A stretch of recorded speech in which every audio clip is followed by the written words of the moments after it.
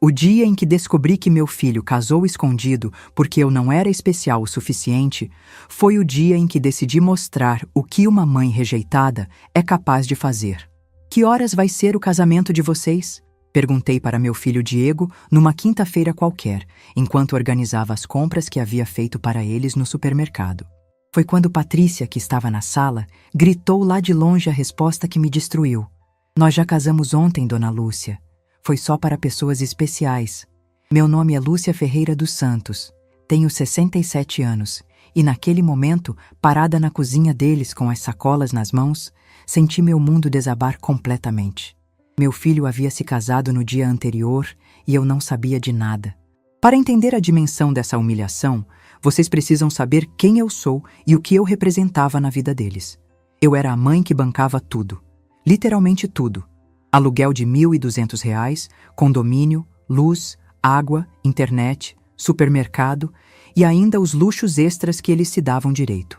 Tudo começou 3 anos atrás, quando meu filho Diego conheceu Patrícia numa festa da empresa onde ele trabalha como contador. Ela era vendedora numa boutique cara do shopping, sempre arrumada, sempre falando de gente importante que conhecia, sempre dando a entender que merecia coisa melhor na vida. Diego se apaixonou perdidamente. Começou a gastar dinheiro que não tinha para impressioná-la. Restaurantes caros, presentes de marca, viagens de fim de semana. Eu via meu filho se endividando e ficava preocupada, mas ele dizia que estava tudo sob controle. O pai de Diego nos abandonou quando eu estava grávida de 7 meses. Disse que não estava preparado para ser pai e simplesmente desapareceu. Desde então, foram sempre só nós dois.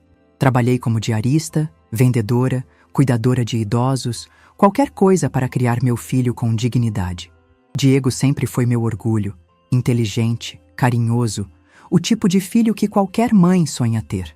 Quando eles decidiram morar juntos há 2 anos, meu coração se encheu de alegria. Finalmente Diego ia formar uma família. Quando ele me pediu ajuda com as despesas iniciais, não pensei 2 vezes. Era meu filho único, e família se ajuda. Mãe, a gente achou um apartamento perfeito, mas o aluguel tá meio pesado no começo. Diego me disse naquela tarde. A senhora podia dar uma forcinha só nos primeiros meses? É só até a gente se organizar, Dona Lúcia. Patrícia completou com aquele sorriso que eu ainda não sabia reconhecer como falso. Logo estaremos independentes. Logo, logo. Essa frase se tornou a trilha sonora da minha vida pelos 2 anos seguintes. O apartamento era num bairro nobre, condomínio com academia, piscina, churrasqueira. O aluguel custava mais da metade da minha aposentadoria, mas eu paguei feliz.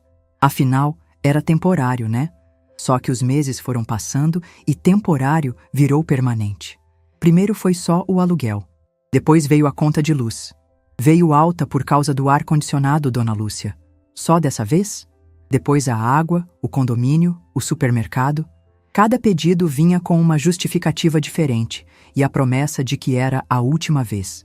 Em pouco tempo, eu estava bancando a vida inteira deles e comecei a perceber que algo estava errado. Eles saíam para jantar em restaurantes caros, viajavam nos fins de semana, Patrícia sempre com unhas feitas e cabelo de salão. Quando questionei Diego sobre esses gastos, ele disse que eram investimentos em networking e que logo isso ia se reverter em oportunidades melhores no trabalho. No ano passado, Patrícia parou de trabalhar. Disse que queria fazer um curso de estética avançada que custava R$ 3.000. É um investimento no nosso futuro, Dona Lúcia, ela disse. Futuro que não me incluía, como descobri hoje.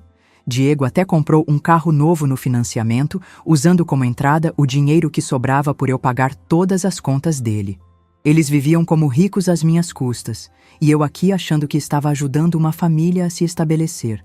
O pior é que eu nem era mais bem-vinda na casa que eu bancava. Patrícia sempre arranjava uma desculpa quando eu aparecia. Ah, Dona Lúcia, hoje não é um bom dia, estamos com visita. Ou então, a casa tá uma bagunça, melhor a senhora vir outro dia. Quando conseguia entrar, sentia que estava incomodando. Patrícia falava comigo como se fosse uma empregada, sempre com aquele tom de superioridade. Dona Lúcia, a senhora trouxe o detergente que eu pedi? Ah, e não esquece que o condomínio vence amanhã. Diego, meu próprio filho, começou a me tratar como se eu fosse uma obrigação. Não me visitava mais, Não ligava para saber como eu estava. Só aparecia quando precisava de dinheiro para alguma coisa extra. E eu engolia tudo calada porque achava que era amor. Achava que estava sendo uma boa mãe, uma sogra compreensiva. Que idiota eu fui. Naquela quinta-feira, quando fiz aquela pergunta inocente sobre o horário do casamento, estava genuinamente curiosa. Nos últimos meses, eles haviam comentado vagamente sobre oficializar a união. E eu esperava ansiosa para participar desse momento especial na vida do meu filho. A resposta da Patrícia me atingiu como um soco no estômago. Nós já casamos ontem, Dona Lúcia. Foi só para pessoas especiais. Pessoas especiais. Eu, que bancava a vida inteira deles, não era uma pessoa especial. Eu, que criei Diego sozinha após ficar viúva, não era especial o suficiente para estar no casamento do meu próprio filho. Quem estava lá? Perguntei com a voz trêmula. Ah, meus pais, meus irmãos, alguns primos, os amigos mais próximos do trabalho. Patrícia respondeu com uma naturalidade assustadora, como se fosse a coisa mais normal do mundo excluir a mãe do noivo. Diego chegou nesse momento e percebeu a tensão no ar. Quando viu minha cara de choque, baixou os olhos. Sabia que tinha feito algo imperdoável. Por que eu não soube? Perguntei diretamente para ele. Mãe, foi uma coisa muito simples, muito rápida. A gente não queria incomodar. Incomodar. Estar presente no casamento do meu único filho seria incomodá-los. Mas pagar R$ 1.200 de aluguel todo mês não incomodava ninguém. Saí daquela casa num estado de choque total. Não consegui nem falar mais nada. Cheguei em casa e desabei a chorar. Chorei como não chorava há anos.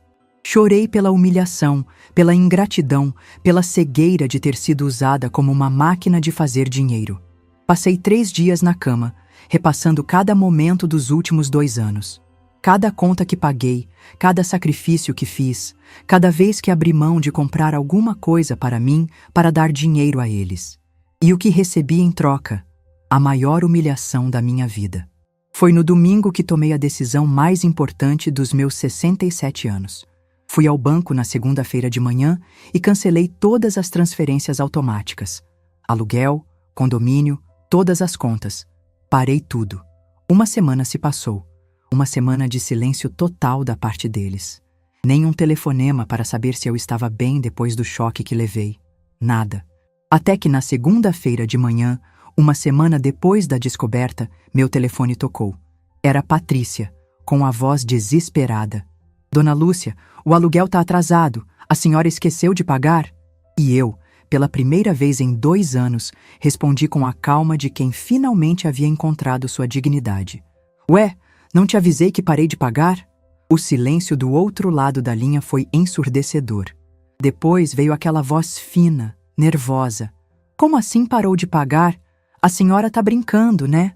Não, Patrícia, não estou brincando. Vocês têm 30 dias para assumir todas as contas, porque eu não pago mais nada. Ouvi ela chamando Diego aos berros. Em segundos ele estava no telefone. Mãe, que história é essa? Diego, meu filho. Falei com uma serenidade que me surpreendeu. Pessoas especiais se viram sozinhas. Vocês não precisam da ajuda de alguém que não foi especial o suficiente para estar no casamento do próprio filho. E desliguei. Pela primeira vez em 2 anos, desliguei o telefone na cara deles. E sabe o que senti? Alívio. Um alívio imenso, como se tivesse tirado um peso de 100 quilos das costas. Naquele momento, olhando pela janela da minha sala, eu soube que aquela ligação desesperada havia sido apenas o primeiro ato do que estava por vir. Porque essa mãe rejeitada ainda tinha muito o que ensinar sobre consequências. E eles nem imaginavam o que estava vindo pela frente. Após desligar o telefone na cara deles naquela segunda-feira, pensei que teria pelo menos alguns dias de paz para processar tudo o que havia acontecido. Mas me enganei completamente. A partir daquele momento, minha vida virou um inferno de ligações, mensagens e chantagens emocionais que eu nunca imaginei que meu próprio filho fosse capaz de fazer. Na terça-feira, às 7 da manhã, meu telefone já estava tocando. Era Diego, com aquela voz de menino perdido que ele usava desde criança quando queria alguma coisa. Disse que precisávamos conversar, que eu não podia simplesmente parar de ajudar eles do nada. como se eu fosse uma renda garantida, um benefício social que eles tinham direito de receber para sempre. Quando perguntei o que eles tinham feito nesses 2 anos para se tornarem independentes, o silêncio do outro lado foi ensurdecedor, porque ele sabia muito bem o que tinham feito. Gastaram em luxos, viagens, futilidades, enquanto eu me privava de tudo para sustentar a vida de rico deles. Diego tentou me culpar pelo nervosismo da Patrícia, disse que ela não havia dormido a noite inteira. Respondi que eu havia dormido muito bem, mentindo descaradamente. Na verdade, havia passado a noite inteira me questionando se estava fazendo a coisa certa. Mas naquele momento, ouvindo meu filho tentar transferir a responsabilidade para mim, tive certeza de que estava no caminho certo. A pergunta que mais me chocou foi quando ele disse: "A senhora quer destruir nosso casamento?" Eu queria destruir o casamento deles? Eu que descobri que eles haviam se casado através de uma humilhação? Eu que nem fui convidada para a cerimônia? Respondi que quem havia destruído alguma coisa não havia sido eu, e que não me lembrava de ter recebido nenhum pedido de desculpa pelo que fizeram. Outro silêncio constrangedor, porque realmente não tinham pedido desculpa. Nenhum dos dois havia se dado ao trabalho de ao menos tentar justificar a humilhação que me fizeram passar. 5 minutos depois, era a Patrícia no telefone dizendo que eu precisava entender a situação deles, que não tinham como pagar tudo de uma vez. Disse que sempre prometera ajudar, como se eu tivesse assinado um contrato vitalício de sustento. Quando perdi a paciência e perguntei por que não podia parar de pagar contas que não eram minhas, ela teve a coragem de dizer que eu estava exagerando. Exagerando. Ser excluída do casamento do próprio filho era exagero na visão dela. O resto da semana foi um tormento. Ligações de manhã, tarde e noite. Mensagens no WhatsApp com textos enormes tentando me convencer. Diego chegou até a mandar áudios chorando, dizendo que eu estava sendo cruel com eles. Me ofereceram até uma negociação. Eles pagariam metade das contas e eu a outra metade, como uma transição. Como se minha ajuda fosse um contrato empresarial que poderia ser renegociado. Na quinta-feira, Patrícia teve a coragem de aparecer na minha casa. Quando abri a porta e a vi ali, com aquela cara de sofrimento ensaiada, quase bati a porta na cara dela. Mas deixei ela entrar, curiosa para ver até onde ia a cara de pau. Ela começou com uma história mal contada sobre o casamento ter sido de última hora, que os pais dela estavam pressionando, que surgiu uma oportunidade no cartório. Mentira atrás de mentira. Falava como se tivesse decorado um roteiro, mas era tão óbvio que estava inventando desculpas na hora. A desculpa mais ridícula foi quando disse que não me incluíram, porque acharam que eu ficaria chateada com a simplicidade, que eu sempre falava em querer uma festa grande para o casamento do Diego. Mentira deslavada. Nunca falei isso na vida. Muito pelo contrário, sempre critiquei casamentos gastadores. Quando percebi que eu não estava comprando aquela conversa toda, Patrícia mudou completamente de estratégia. As lágrimas secaram e apareceu a verdadeira Patrícia, aquela que eu sempre soube que existia, mas que ela disfarçava bem. Começou a falar de compromissos, de vida construída, como se eu tivesse obrigação de sustentar os sonhos de grandeza deles. Foi quando ela disse algo que me gelou o sangue, que eu ia destruir o casamento deles por causa de uma bobagem. Bobagem. Ela chamou minha humilhação de bobagem. Respondi que se o casamento deles ia ruir quando minha generosidade acabasse, talvez não fosse um casamento muito sólido mesmo. Foi aí que ela mostrou quem realmente era. Ficou vermelha de raiva, foi em direção à porta, mas antes de sair se virou e me ameaçou. Disse que eu ia me arrepender, que não ia ter família nenhuma se continuasse com essa pirraça. Pirraça. Defender minha dignidade era pirraça na visão dela. Respondi que se minha família só existia enquanto eu pagava as contas, então eu nunca tinha tido família mesmo. Ela saiu batendo a porta e eu fiquei ali percebendo que acabara de ver o verdadeiro caráter da mulher pela qual meu filho havia me trocado. No fim de semana, a pressão aumentou ainda mais. Diego apareceu no sábado de manhã, sem avisar, com uma cara de desespero que quase me fez amolecer. Disse que iam ser despejados, que o senhorio não queria mais conversa. Quando perguntei como não tinham de onde tirar R$ 1.200, sendo que os dois trabalhavam, ele abaixou a cabeça e admitiu algo que me deixou pasma. Eles estavam devendo R$ 8.000 no cartão de crédito. R$ 8.000 de dívida. Enquanto eu pagava todas as contas básicas deles, eles se endividaram em R$ 8.000 comprando futilidades. Usaram meu dinheiro para poder se sentir livres para gastar todo o dinheiro deles em bobagens. Quando confrontei Diego sobre isso, ele veio com aquela conversa mole de que todo mundo se endivida no começo da vida de casado. Respondi que todo mundo que tem juízo procura se equilibrar, não gastar mais do que ganha. Nesse momento, entendi que a situação era ainda pior do que eu imaginava. Eles não eram apenas irresponsáveis, eram inconsequentes, e queriam que eu continuasse bancando essa inconsequência para sempre. Diego tentou apelar para o sentimento, disse que eu não podia abandonar meu próprio filho. Respondi que não estava abandonando ninguém, apenas parando de sustentar 2 adultos que precisavam aprender a se virar sozinhos. Quando disse que se perdessem o apartamento poderiam voltar para a casa dos pais dela, que eram tão especiais, vi a expressão do Diego mudar completamente. Percebi que voltar para a casa dos sogros não era uma opção que eles queriam considerar. Que interessante, né? Os pais tão especiais da Patrícia não eram tão especiais assim na hora de dar abrigo ao casal. Ele saiu cabisbaixo, e eu fiquei ali pensando em como havia chegado àquele ponto. Por alguns momentos, me questionei se estava sendo muito dura. Será que uma mãe de verdade não deveria perdoar? Mas então lembrei da frase que me destruiu. Foi só para pessoas especiais. E todas as dúvidas desapareceram. Durante aquela semana, percebi algo que me chocou profundamente. Meus vizinhos começaram a me olhar de forma diferente. Dona Carmen, que morava ao lado, me cumprimentou no portão e disse que estava orgulhosa de mim. Disse que sempre achou que Diego e Patrícia abusavam da minha bondade, mas que nunca teve coragem de falar nada. Outros vizinhos também começaram a comentar. Descobri que todo mundo na rua sabia que eu bancava a vida deles, e que muitos ficavam indignados vendo os dois saindo de carro novo para viagens enquanto eu andava a pé para economizar dinheiro. Essa descoberta me fez perceber o quanto eu havia sido ingênua. Não só estava sendo explorada financeiramente, como também estava sendo humilhada publicamente sem nem saber. O bairro inteiro sabia que eu era uma mãe otária sustentando o filho adulto. Na segunda-feira seguinte, 2 semanas depois do meu ultimato, recebi uma ligação que estava esperando há muito tempo. Era Marlene, mãe da Patrícia. A mesma Marlene que esteve no casamento seleto, do qual fui excluída.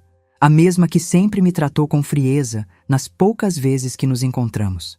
Sua voz tinha aquela autoridade de quem estava acostumada a resolver problemas dos outros e esperava ser obedecida.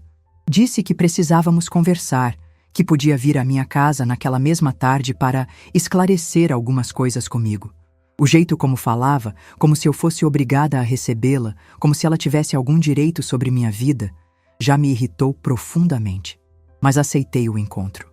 Queria ver de perto o tipo de pessoa que achava normal excluir a mãe do noivo do próprio casamento. E foi assim que descobri que a guerra estava apenas começando e que eu ainda não tinha visto nada do que essa família era capaz de fazer. Marlene chegou à minha casa pontualmente às 3 da tarde, dirigindo uma BMW prata que deixou bem claro por que ela achava que tinha autoridade para me dar ordens. Desceu do carro com aquela postura altiva que eu conhecia bem, vestida como se fosse para uma reunião de negócios importantes, não para visitar uma sogra. Nos 2 anos que Diego e Patrícia moraram juntos, Marlene sempre me tratou como se eu fosse uma intrusa na vida da filha dela. Nas poucas vezes que nos encontramos em aniversários ou eventos familiares, ela falava comigo com aquela educação forçada que mal disfarçava o desprezo. Era óbvio que considerava Diego um bom partido para Patrícia, mas eu era um peso morto que vinha junto com o pacote. Quando abri a porta, ela entrou sem esperar convite, olhando ao redor da minha sala com aquela expressão de quem avalia propriedades. Sentou-se no meu sofá como se fosse sua casa e colocou a bolsa de grife no chão com um gesto calculadamente dramático. Sua primeira frase foi exatamente o que eu esperava, que precisávamos resolver aquela situação como adultas civilizadas. Disse que Patrícia estava muito abalada com minha mudança de comportamento e que Diego estava passando por um momento difícil no trabalho por causa do estresse que eu estava causando em casa. Escutei tudo em silêncio, observando como ela conseguia transformar minha decisão de parar de ser explorada em culpa pelos problemas alheios. Segundo Marlene, eu estava sendo egoísta e irracional. Que família se ajudava nos momentos difíceis? Que eu não podia simplesmente abandonar meu filho quando ele mais precisava. Quando ela terminou seu discurso ensaiado, perguntei diretamente se ela sabia que eu não havia sido convidada para o casamento da filha dela. A expressão no rosto da Marlene mudou instantaneamente. O tom condescendente deu lugar a algo mais frio, mais calculista. Disse que o casamento havia sido uma decisão dos jovens, que ela não se intrometia nas escolhas de Patrícia. Mas quando insisti, perguntando se ela achava certo excluir a mãe do noivo, ela mostrou sua verdadeira face. Disse que cada família tem suas dinâmicas e que talvez fosse melhor para todos se eu aceitasse meu novo papel na vida de Diego.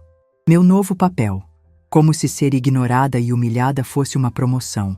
Foi quando Marlene revelou o verdadeiro motivo da sua visita. Disse que tinha uma proposta para resolver a situação de forma definitiva.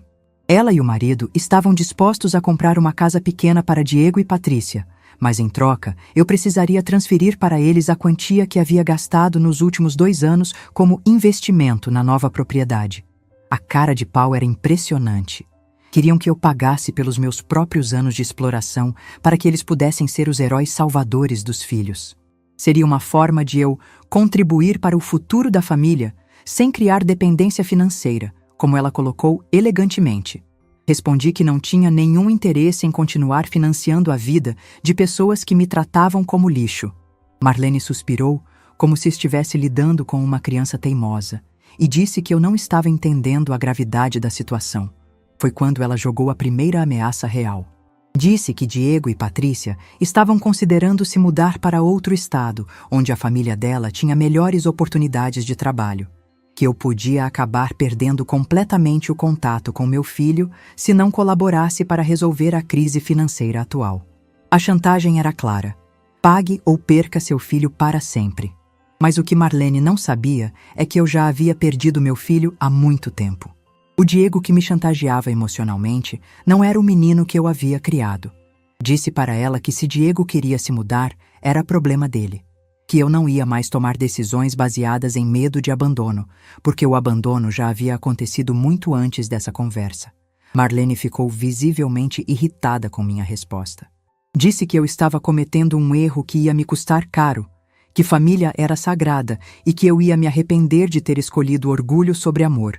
Respondi que não era orgulho, era dignidade.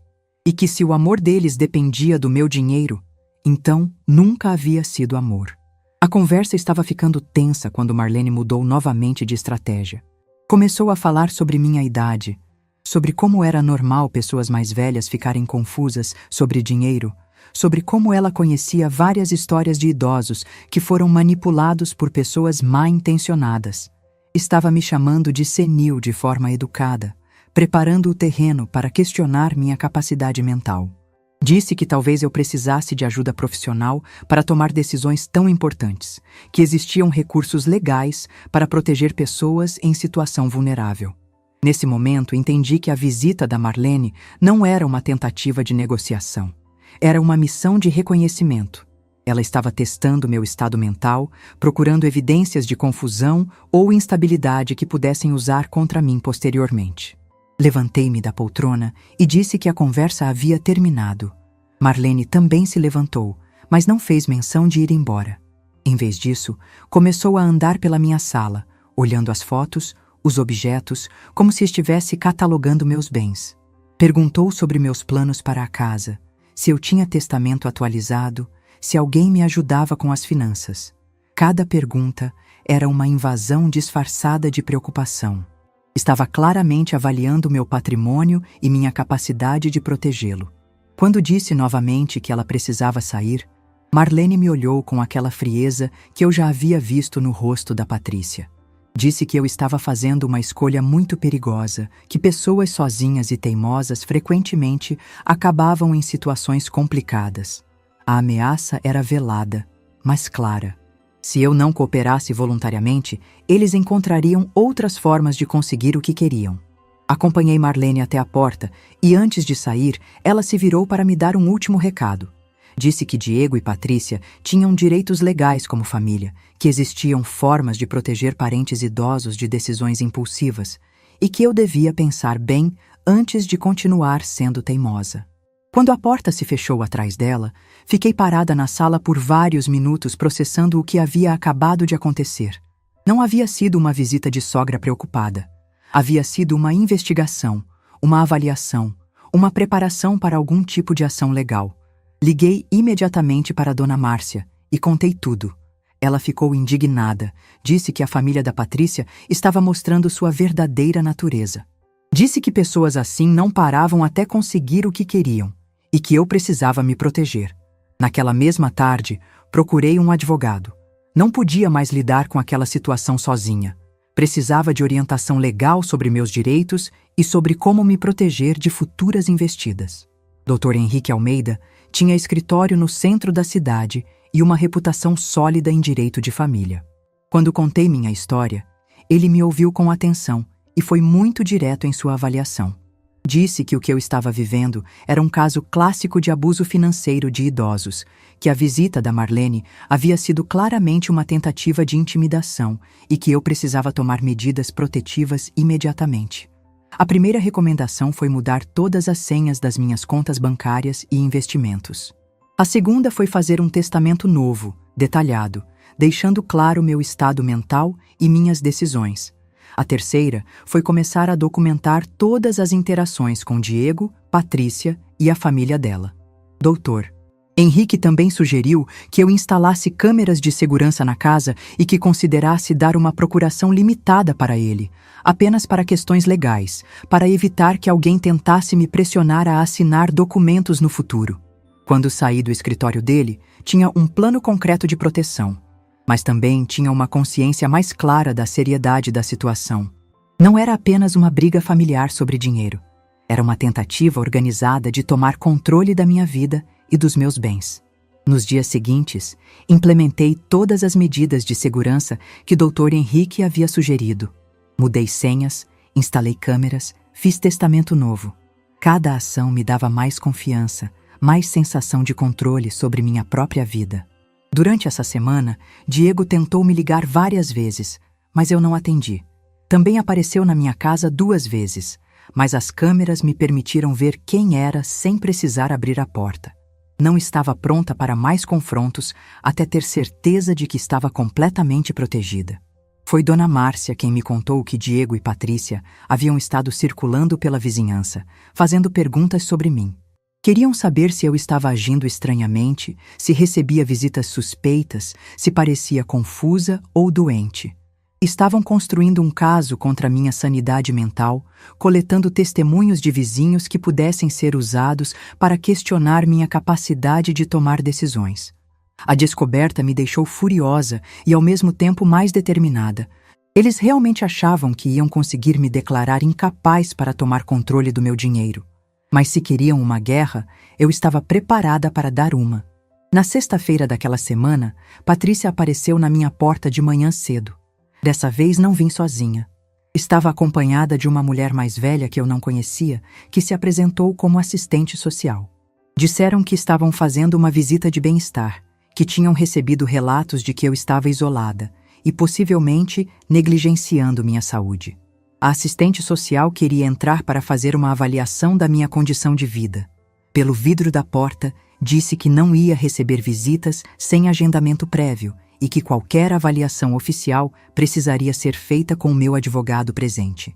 A assistente social insistiu que era apenas uma conversa informal, que eles estavam preocupados comigo.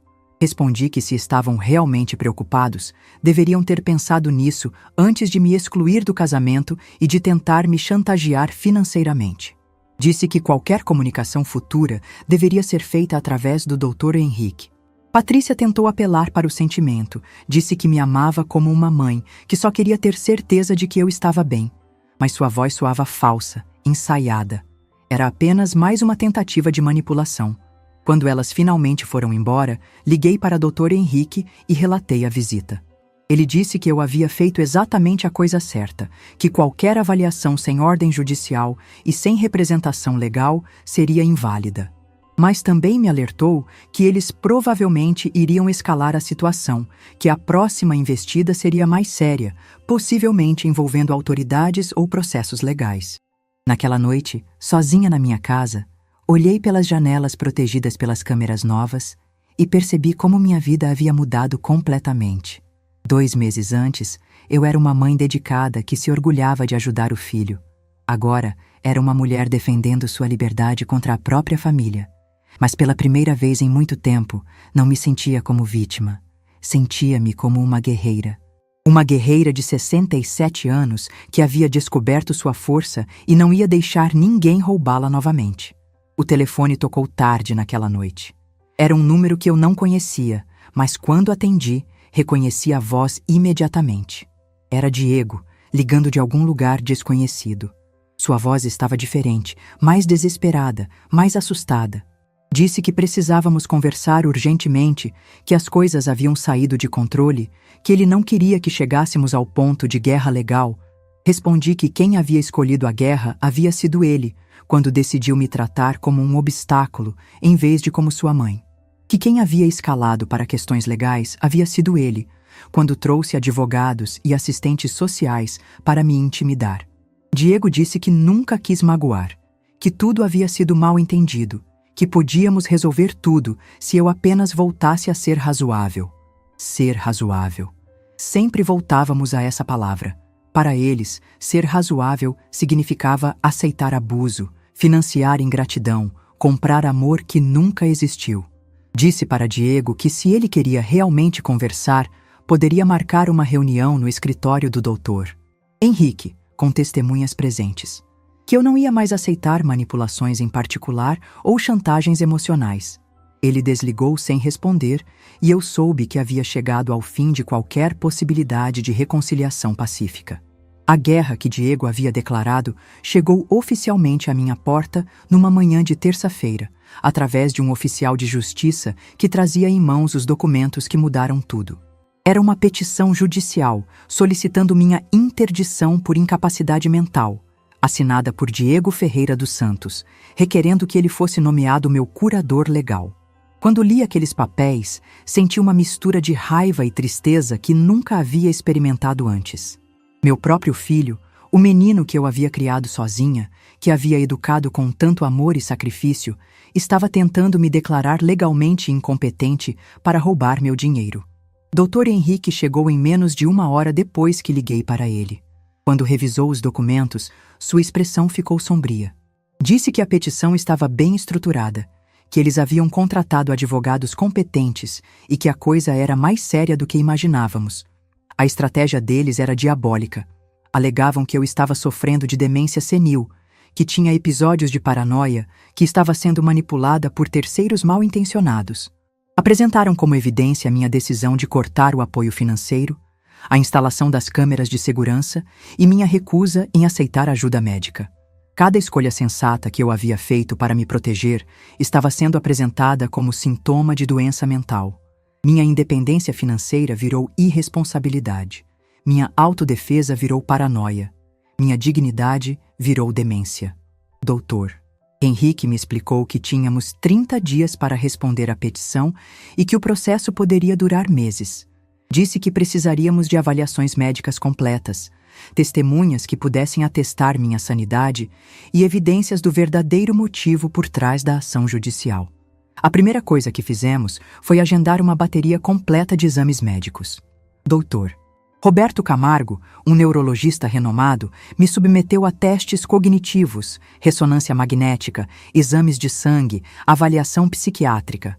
Foram 3 dias intensos de consultas que confirmaram o que eu já sabia. Estava em perfeita condição mental e física. Enquanto esperávamos os resultados dos exames, Dr. Henrique começou a coletar evidências do abuso financeiro que eu havia sofrido. Pediu extratos bancários dos últimos 3 anos, comprovantes de todas as transferências, documentação de cada centavo que eu havia dado para Diego e Patrícia. Quando vimos os números organizados em planilhas, até eu me surpreendi. Eram R$ 43.000 em 3 anos. R$ 43.000 que saíram da minha aposentadoria e poupança para financiar a vida de luxo de 2 pessoas que me viam como um estorvo. Mas descobrir o valor total foi apenas o começo. Dr. Henrique contratou um investigador particular para verificar a situação financeira real de Diego e Patrícia. O que descobrimos foi ainda mais chocante do que eu imaginava. Diego ganhava um salário excelente como contador, quase 3 vezes mais do que eu recebia de aposentadoria. Patrícia, antes de parar de trabalhar, também tinha uma renda considerável. Juntos, eles ganhavam o suficiente para viver confortavelmente, pagar o próprio aluguel e ainda sobrar dinheiro. O investigador também descobriu que eles tinham dívidas de cartão de crédito que ultrapassavam R$ 15.000. Tinham usado meu dinheiro para pagar as necessidades básicas enquanto gastavam os salários deles em luxos, viagens e futilidades, se endividando no processo. Mais grave ainda, encontramos evidências de que Diego havia mentido para mim sobre várias emergências financeiras ao longo dos anos. Consertos de carro que nunca existiram, problemas de saúde da Patrícia que foram inventados, despesas de trabalho que eram falsas, tudo para conseguir dinheiro extra além do que eu já pagava regularmente. Era uma fraude sistematizada, um esquema de exploração que havia durado 3 anos e que só parou quando eu descobri a verdade sobre o casamento. Dr. Henrique organizou tudo em um dossiê impressionante. Tínhamos comprovantes de manipulação emocional, evidências de mentiras deliberadas, documentação de exploração financeira e, agora, tentativa de interdição fraudulenta. O caso contra Diego e Patrícia era sólido, mas eles também não estavam parados. Durante as 2 semanas seguintes, uma parade de pessoas apareceu na minha porta tentando coletar informações.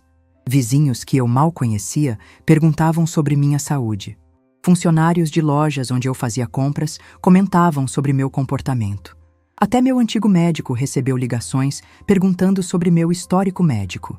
Diego e Patrícia estavam construindo um caso baseado em fofocas, meias-verdades e testemunhos de pessoas que mal me conheciam. Queriam criar a impressão de que toda a vizinhança estava preocupada com minha sanidade mental. Felizmente, a estratégia deles se voltou contra eles próprios. Dona Márcia e outros vizinhos próximos ficaram indignados com as perguntas invasivas e começaram a me contar sobre as tentativas de manipulação. Isso nos deu ainda mais evidências de que a família estava orquestrando uma campanha difamatória.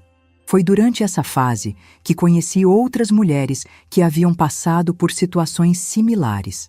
Doutor Henrique me colocou em contato com um grupo de apoio para vítimas de abuso financeiro familiar, e as histórias que ouvi me fizeram perceber que minha situação não era única. Dona Rosa, de 72 anos, havia lutado durante 2 anos contra os filhos que queriam vender sua casa para dividir o dinheiro. Dona Carmen, de 69 anos, havia sido processada pelo próprio neto que alegava que ela estava sendo manipulada pelo namorado novo. Todas tinham histórias de familiares que as viam como recursos financeiros em vez de pessoas. O apoio dessas mulheres foi fundamental para minha força emocional. Elas me ajudaram a entender que o que estava acontecendo comigo não era reflexo do meu valor como mãe ou como pessoa. Era reflexo do caráter de quem estava me atacando. 3 semanas depois da petição inicial, recebemos a data da audiência preliminar. Seria em 1 mês, e seria o momento em que o juiz decidiria se havia evidências suficientes para prosseguir com o processo de interdição. Dr. Henrique me preparou intensivamente para a audiência. Revisamos todos os detalhes da minha história, organizamos nossa estratégia de defesa, preparamos as perguntas que provavelmente seriam feitas. Ele me ensinou a manter a calma, a responder com clareza e a não reagir às provocações que certamente viriam. Na semana anterior à audiência, Diego fez uma última tentativa de me convencer a desistir da resistência. Apareceu na minha casa, acompanhado de um pastor evangélico que eu não conhecia, dizendo que queria fazer as pazes através da fé. O pastor falou sobre perdão, sobre honrar pai e mãe, sobre como Deus não aprovava divisões familiares. Diego chorou, pediu desculpas, disse que só queria me proteger e que tudo poderia voltar ao normal se eu simplesmente confiasse nele. Por um momento, Meu coração de mãe quase amoleceu. Ver meu filho chorando, ouvindo palavras de arrependimento que eu havia esperado durante meses, quase me fez esquecer de tudo o que havia acontecido. Mas então lembrei dos documentos da petição judicial. Lembrei das mentiras, da manipulação, da tentativa de me declarar louca. Lembrei que se ele realmente estivesse arrependido, teria retirado o processo judicial antes de vir falar de perdão. Disse para o pastor que admirava sua fé, mas que Deus também ensinou sobre justiça e sobre proteger os inocentes dos abusadores. Disse para Diego que se ele quisesse meu perdão, poderia começar retirando a petição de interdição e pagando de volta o dinheiro que havia conseguido através de mentiras. Diego parou de chorar imediatamente e voltou a ser o homem frio que eu havia aprendido a reconhecer. Disse que eu estava cometendo um erro que ia me custar caro, que ele tinha evidências suficientes para provar minha incapacidade mental e que eu ia acabar perdendo tudo. A máscara havia caído mais uma vez. O arrependimento era falso, as lágrimas eram teatro, a visita do pastor era apenas mais uma tentativa de manipulação. Eles queriam que eu desistisse da luta voluntariamente para não precisarem enfrentar um julgamento onde suas mentiras seriam expostas. Naquela noite, véspera da audiência, fiquei acordada até tarde revisando todos os documentos, todas as evidências, todos os argumentos que apresentaríamos. Mas mais do que isso, revisei toda a minha vida, toda a jornada que me havia levado àquele momento. Pensei na mulher que eu era 3 meses antes, assustada, manipulada, acreditando que tinha que comprar amor. Pensei na mulher que eu havia me tornado, forte, independente, lutando por sua dignidade.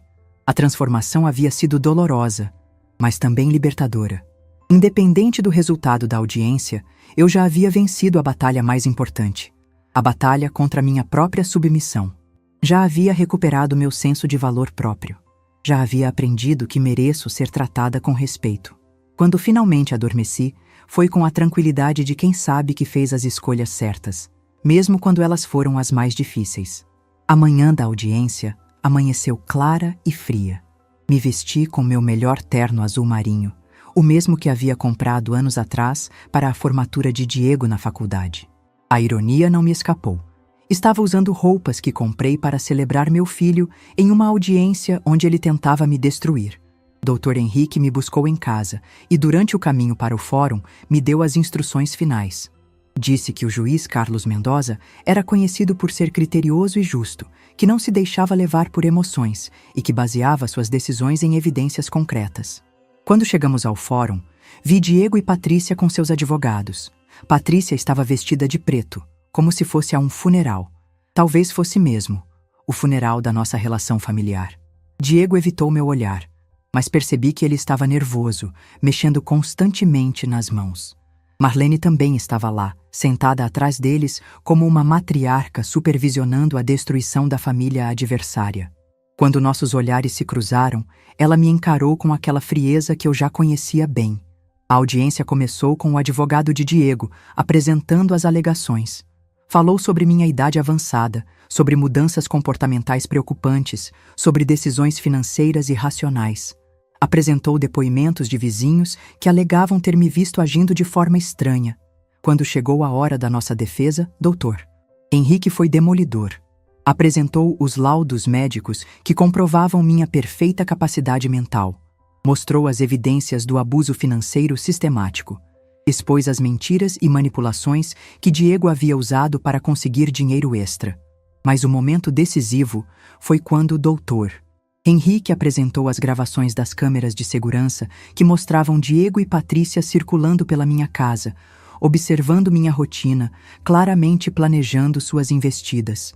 Apresentou também as evidências de que eles haviam tentado subornar vizinhos para dar testemunhos falsos contra mim.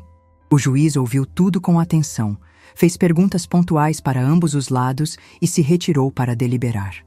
As 2 horas que esperamos foram as mais longas da minha vida. Quando o juiz retornou, sua decisão foi clara e contundente. Disse que não havia qualquer evidência de incapacidade mental, que as avaliações médicas eram conclusivas sobre minha sanidade e que as evidências apontavam para uma tentativa de abuso de idoso através do sistema legal. Não apenas negou a petição de interdição, como também determinou que Diego e Patrícia pagassem as custas do processo e determinou uma investigação sobre tentativa de fraude processual. Quando saímos do fórum, senti um alívio imenso, mas também uma tristeza profunda. Havia vencido a batalha legal, mas havia perdido definitivamente meu filho. O Diego que tentou me interdir não era mais o menino que eu havia criado com tanto amor. Naquela tarde, de volta à segurança da minha casa, liguei para Dr. Henrique e perguntei sobre as próximas etapas. Queria processar Diego e Patrícia por danos morais e recuperação dos valores obtidos fraudulentamente, mas ele me aconselhou a pensar bem antes de dar esse passo. Disse que eu havia vencido a guerra principal, que minha liberdade e dignidade estavam protegidas e que talvez fosse hora de seguir em frente em vez de prolongar o conflito. Pensei nas palavras dele durante toda a noite. Será que eu queria passar os próximos anos da minha vida em tribunais, lutando contra meu próprio filho? Será que a vingança me traria a paz que eu estava buscando? No final, decidi que Dr. Henrique tinha razão. Eu havia recuperado minha liberdade e minha dignidade. Havia aprendido a me valorizar e a não aceitar abuso. Havia encontrado minha força e minha voz. Era hora de usar toda essa nova energia para construir uma vida melhor, não para destruir quem me havia ferido. A guerra havia terminado e eu havia vencido a batalha mais importante, a batalha por mim mesma. 6 meses se passaram desde aquele dia no tribunal e hoje, enquanto conto essa história para vocês, estou sentada na varanda do meu apartamento novo, olhando para uma vista que jamais imaginei que teria aos 67 anos. Vendo o sol se pôr sobre a cidade de Ribeirão Preto, sinto que finalmente entendi o que significa viver para mim mesma.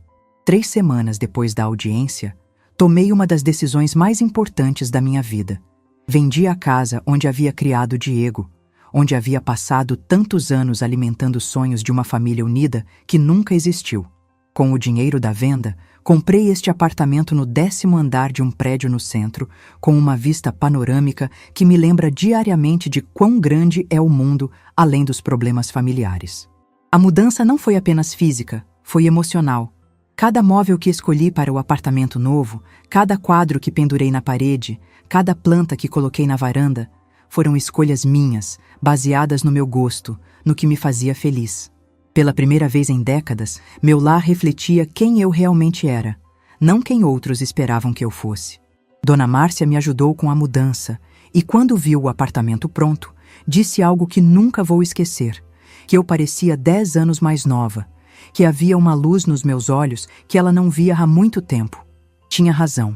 Eu havia recuperado não apenas minha liberdade financeira, mas minha identidade. Com o dinheiro que sobrou da venda da casa, depois de pagar todas as dívidas e investir uma parte para garantir minha segurança financeira futura, decidi fazer coisas que havia sonhado durante anos, mas nunca pude porque estava sempre dando dinheiro para Diego e Patrícia. A primeira coisa que fiz foi viajar. Não para lugares caros ou exóticos, mas para lugares que tinham significado para mim. Fui para São Paulo visitar uma prima que não via há 15 anos. Passei uma semana na casa dela, conversando até tarde, lembrando da nossa juventude, sentindo-me conectada com minha própria história, de uma forma que havia esquecido. Depois fui para Santos, conhecer o mar pela primeira vez. Sei que parece impossível aos 67 anos nunca ter visto o oceano, mas a verdade é que durante toda a minha vida adulta sempre houve outras prioridades, outras pessoas que precisavam do dinheiro que eu gastaria numa viagem. Fiquei 5 dias numa pousada simples na praia, acordando cedo para ver o nascer do sol sobre as ondas, caminhando na areia, conversando com outros turistas da minha idade que também estavam descobrindo a liberdade da terceira idade. Foi uma das semanas mais felizes da minha vida. Quando voltei da viagem, comecei a explorar atividades que sempre me interessaram, mas que nunca tive tempo para desenvolver. Me inscrevi num curso de pintura para iniciantes na Universidade Aberta da Terceira Idade. Descobri que tenho jeito para a aquarela e que encontro uma paz imensa misturando cores numa tela branca. Também comecei a fazer trabalho voluntário numa creche do bairro. 2 manhãs por semana, ajudo a cuidar de crianças cujas mães trabalham e não têm onde deixá-las. O carinho genuíno dessas crianças, que me abraçam sem pedir nada em troca, me lembram diariamente de como é o amor verdadeiro. Foi através do trabalho voluntário que conheci outras mulheres que se tornaram amigas de verdade. Mulheres que gostam da minha companhia, que valorizam minha experiência, que me procuram para conversar, não para pedir dinheiro. Nossas reuniões quinzenais para jantar e conversar se tornaram um dos momentos mais preciosos da minha semana. Dona Helena, de 71 anos, havia se libertado de filhos manipuladores há 2 anos e agora viajava pelo Brasil inteiro, conhecendo lugares que sempre sonhou visitar. Dona Conceição, de 65 anos, havia aberto uma pequena confeitaria depois que os netos cresceram e descobriu que tinha talento para fazer bolos artísticos. Dona Rita, de 69 anos, havia voltado a estudar e estava cursando psicologia, porque sempre quis entender melhor o comportamento humano. Todas nós tínhamos histórias similares de famílias que nos viam como recursos em vez de pessoas. Todas havíamos descoberto nossa força depois dos 60 anos. Todas estávamos vivendo as melhores versões de nós mesmas. 1 ano depois da audiência, recebi uma ligação que não esperava. Era Diego. Sua voz soava diferente, mais madura, mais cansada. Disse que queria conversar comigo, que tinha coisas importantes para dizer. Marcamos um encontro num café neutro, no centro da cidade. Quando o vi entrando no estabelecimento, notei que ele também havia mudado. Parecia mais magro, mais velho. As responsabilidades da vida adulta finalmente haviam cobrado seu preço. Diego se desculpou formalmente pelo que havia feito. Disse que a pressão financeira e a influência da Patrícia e da família dela o haviam levado a tomar decisões das quais se envergonhava profundamente.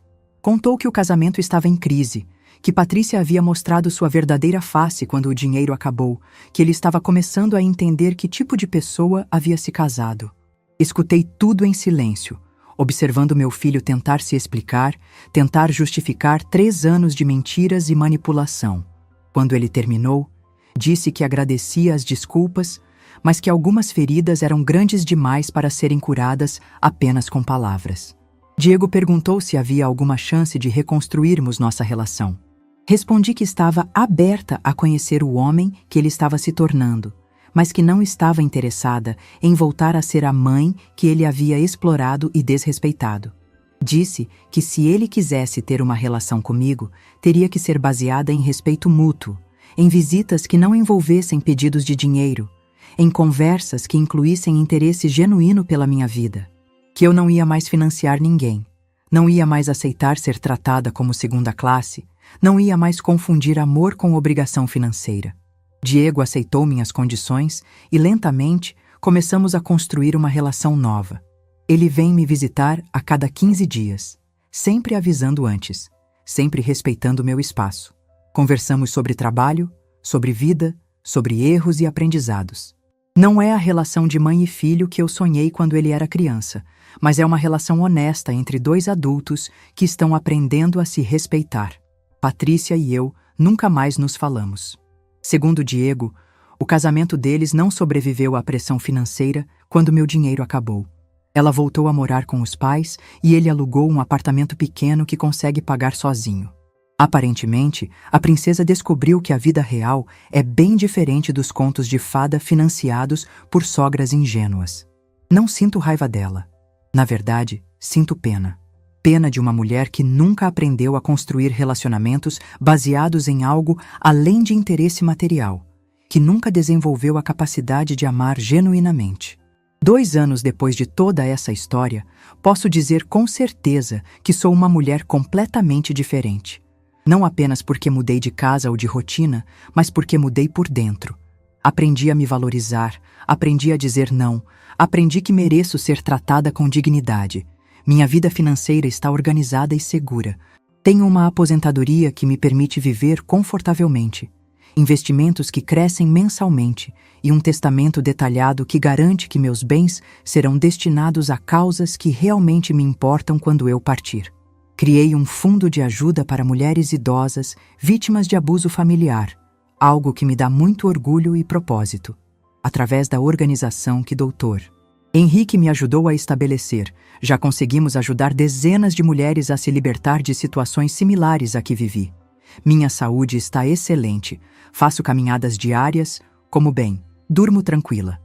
O estresse constante de lidar com manipulação e chantagem emocional havia afetado meu corpo de formas que eu nem percebia. Agora, livre desse peso, me sinto mais disposta e energética do que me senti em anos. Tenho planos para o futuro. Quero viajar mais, conhecer outros países, talvez até aprender uma língua nova.